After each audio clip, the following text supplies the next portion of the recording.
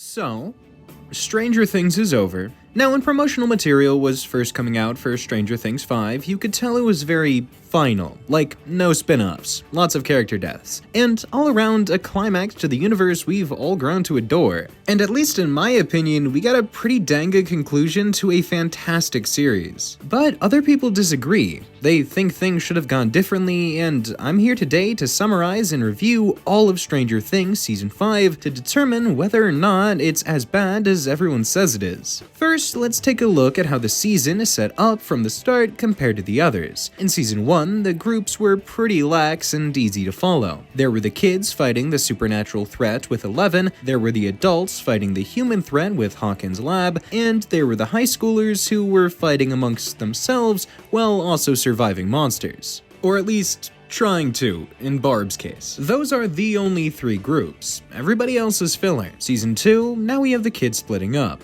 Will and Mike are at Hawkins' lab with Joyce and Hopper, Steve's watching all the other kids, and Nancy and Jonathan are doing, well, each other. Season 3, Dustin and Steve are fighting Russians, the rest of the kids are split between gender for half of it, and Joyce and Hopper are off doing their own thing. Oh, and Nancy and Jonathan are still screwing. I would talk about Season 4, but with how many different groups there are, it's just not worth it. Season 5 has just as many though. First is Hopper and Elle, then Joyce, Will, and Robin, then Dustin, Steve with Jonathan and Nancy, then there's also Max and Holly, but you can't forget Robin's girlfriend, who is also important somehow. Oh, and as the seasons go on, we get way more scenes with the villain. In Season 5, there are actually 3 big bads. First is the US government, second is Vecna, and third is Callie, the Mind Flayer. As you can probably tell, Stranger Things 5 had a lot going on, which also meant that it had a lot to do. There were so many characters and fans expected a purge. There were so many villains that had to be stopped and people wanted conclusions. But as it stands, 2 of the 3 villains just couldn't be defeated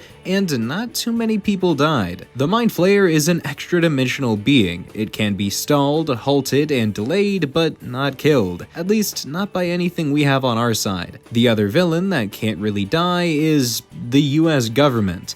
Like, don't get me wrong, I can hate our government sometimes too, and I think it should be rebuilt from the ground up, but that's a pretty heavy thing to throw into a 2-hour-long episode. Vecna did die though, which was dope. We got a pretty cool fight out of the giant literal ass monster from the Upside Down, and Joyce getting the kill on Vecna after she's the one who first caught onto him was awesome. I personally would have liked if the fight was a bit longer, and I would have liked some demos in it. That way the other main characters got some cool moments to shine. Granted, I doubt there was anything left to make demos after the whole giant spider god, but it just sort of sucks that we didn't get the mascot doing much during the final episode. The fact the government just up and leaves after everyone related to Elle is in custody, not to mention that each of them was in Dimension X and might have spores inside them that can give them powers, is a little absurd. But again, you can't really kill the US government the same way you can a demo. They kinda had to just leave. Now that we're done talking about the villains, let's get on to the deaths. Throughout all of Season 5, the only time we really get a character dying is with Eleven in the final.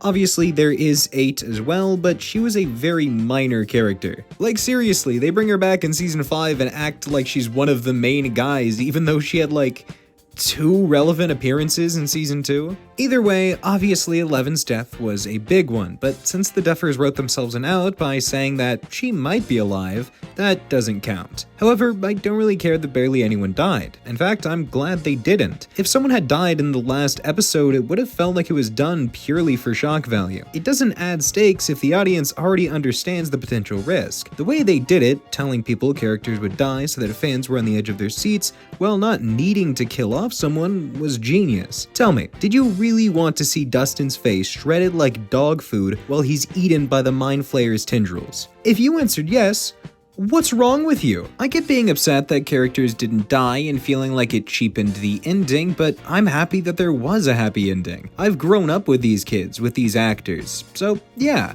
I cried a little during the graduation scene. I'm overjoyed that we got an ending where Max and Lucas have a happily ever after. One where Hawkins' class of '84 sticks together, drinking beer in Robin's uncle's basement. Sad as it is that Elle and Mike don't get their happy ending, I'm glad that both of them are alive and safe somewhere out there. The fact some of you sick bastards would have preferred Vecna winning to Hopper proposing to Joyce? Oh my lord. But this is a review for more than just the last episode of the series. How does the rest of the season hold up? Well, the first thing most people bring up is the scene where Will comes out. And even though I thought it was stupid at the time, it's not for the same reason as most of you. Will's been dealing with his sexuality for 3 seasons now, and it's been a major insecurity, partly because of his father and the fact it's the 80s. Back then, even if someone was as good of a person as Hopper, you'd never know if they'd be completely different to a quote-unquote queer.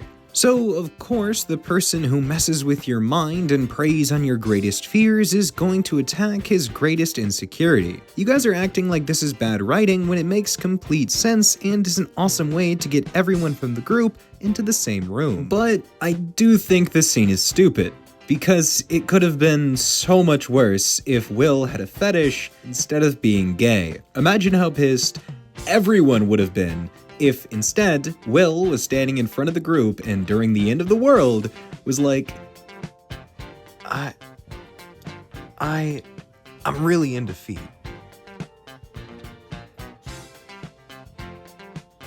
What the hell's wrong with you? Sort of off topic, but I love making that comparison because it almost feels like TV shows make being gay a lot more different than it really is. It feels like in a lot of TV shows, they treat characters who are gay like being gay is a personality trait, when it's really not. And I know people will bring up how there are flamboyant gays out there, but just because those people are flamboyant and choose to express that through their sexuality does not mean that their sexuality is a part of their personality. The same way that being flamboyant is. I don't know, man. Obviously, I'm not gay, but I don't feel like being straight is a very big part of my personality. Then again, I did make a video on Sadie Sink and barely brought up her looks past the beginning, so me being straight is sort of in contention. Like, seriously. Goddamn. I will say, I think they handled the love triangle with Nancy, Steve, and Jonathan annoyingly perfectly. In season 4, Steve told Nancy what he wanted, and it was the exact same thing Nancy said she didn't want back in season 2. It's everything she's been avoiding since the beginning of her character, and having either her give into Steve's dream or Steve give up his dream for her would have sucked. But Jonathan wasn't right for Nancy either, not anymore.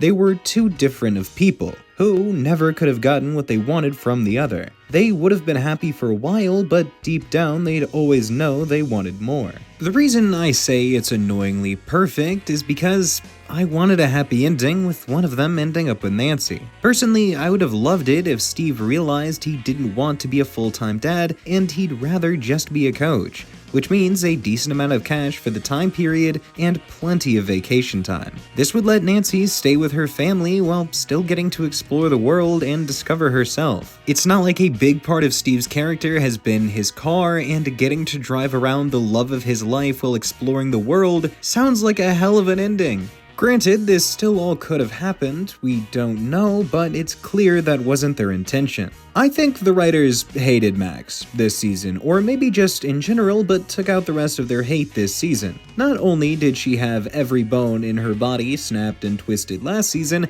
now she's in a coma. But a regular coma where she misses out on her childhood isn't enough. Instead, it's basically hell. She was forced to run from Vecna inside his own mind for 2 whole years. And no matter how hard she tries to find a way out, it just doesn't work. Eventually, things do work out and she gets her happy ending, but she did more than enough to earn it. But you know who else deserved a happy ending?